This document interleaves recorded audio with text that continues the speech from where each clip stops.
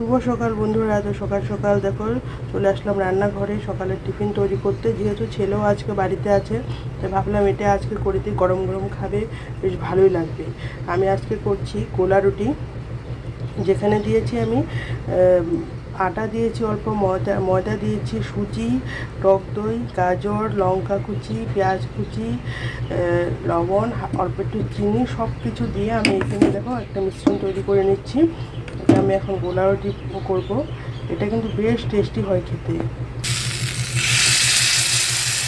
এই দেখো কি সুন্দর হচ্ছে গোলা রুটিটা। আর একটা কথা তো আমি ভুলেই গিয়েছি, এখানে আমি টমেটোও দিয়েছি কুচি করে কেটে। আর ধনে পাতা নাই বাড়িতে, ধনে পাতা থাকলে ওটা দিলেও আর খুব ভালো লাগে। তো গরম গরম এই গোলা রুটিটা খেতে খুব টেস্টি হয়।